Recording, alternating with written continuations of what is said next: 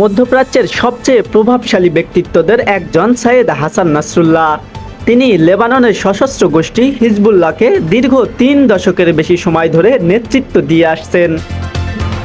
গত শুক্রবারে বৈরুতে বিমান হামলায় নাসরুল্লাহ নিহত হয়েছেন। তবে হিজবুল্লাহ এই বিষয়ে আনুষ্ঠানিক বক্তব্য দেয়নি। ইসরায়েলি গুপ্ত হত্যার শিকার হওয়ার আশঙ্কায় নাসরুল্লাহ দীর্ঘদিন ধরেই লোকচক্ষুর অন্তরালে ছিলেন। রহস্যময় এই ছায়ামানবের ইরানের সঙ্গে ঘনিষ্ঠ সম্পর্ক রয়েছে। তার নেতৃত্বেই হিজবুল্লাহ লেবানন সহ পুরো মধ্যপ্রাচ্যে এক বিশেষ অবস্থান অর্জন করেছে। হাসান নাসরুল্লাহর নেতৃত্বেই হিজবুল্লাহ ফিলিস্তিনি সশস্ত্র গোষ্ঠী হামাস, ইরাক ও ইয়েমেনের মিলিশিয়া গোষ্ঠীগুলোকে প্রশিক্ষণ সহায়তা করেছে। পাশাপাশি গোষ্ঠীটি ইসরায়েলের বিরুদ্ধে ব্যবহারের জন্য ইরান থেকে পাওয়া ক্ষেপণাস্ত্র ও রকেটের বিশাল মজুদ গড়ে তুলেছে। লেবাননে মূলত ইসরায়েলি দখলদারিত্বের বিরুদ্ধে লড়াই করার জন্যই হিজবুল্লাহ প্রতিষ্ঠিত করা হয়েছিল। সেখান থেকে হাসান নাসরুল্লাহকে এক অনন্য উচ্চতায় নিয়ে গেছেন।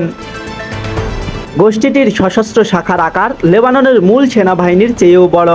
সামরিক শক্তিতে হিজবুল্লাহ লেবানিজ সশস্ত্র বাহিনীর চেয়েও শক্তিশালী।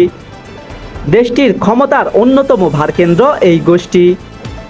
সামরিক শাখার বাইরেও গোষ্ঠীটি লেবাননের সবচেয়ে বড় স্বাস্থ্যসেবা খাতের প্রতিষ্ঠাতা।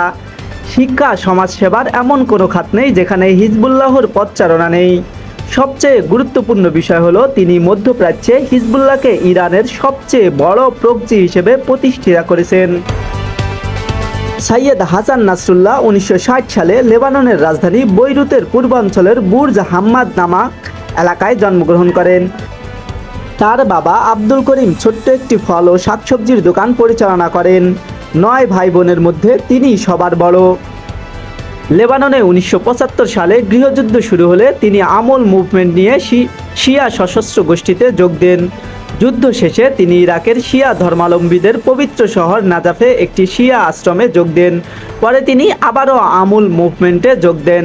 1982 সালে ফিলিস্তিনি সশস্ত্র গোষ্ঠীগুলোর হামলার জবাবে ইসরায়েল লেবাননের আক্রমণ চালালে নাসরুল্লাহ আমল গোষ্ঠী থেকে বেরিয়ে আসেন। পরে তিনি ইরানের বিপ্লবী গার্ড বাহিনীর সহায়তায় গঠিত ইসলামিক আমল নামে নতুন একটি গোষ্ঠীতে যোগ দেন। লেবাননের বেকা উপত্যকা কেন্দ্রিক ছিল এই গোষ্ঠীটি। অল্প দিনের মধ্যেই গোষ্ঠীটি খ্যাতি অর্জন করে এবং শিয়া গোষ্ঠীগুলোর মধ্যে সবচেয়ে শক্তিশালী হিসেবে পরিণত হয়। হিজবুল্লাহর শক্তি বাড়ার সঙ্গে সঙ্গে হাসান নাসরুল্লাহরও পদমর্যাদা বাড়তে থাকে। এক পর্যায়ে তিনি হিজবুল্লাহর বালবেক অঞ্চলের পরিচালক নিযুক্ত হন, পরে পুরো বেকা অঞ্চলের। এরপর 1992 সালে হিজবুল্লাহর তৎকালীন প্রধান আব্বাস আল মুসাভি ইসরায়েলি হেলিকপ্টার হামলায় নিহত হওয়ার পর মাত্র 32 বছর বয়সে গোষ্ঠীটির প্রধান হিসেবে নিযুক্ত হন। এরপর থেকেই তিনি মূলত এই হিজবুল্লাহ গোষ্ঠীটির প্রধান হিসেবে দায়িত্ব পালন করে আসছেন।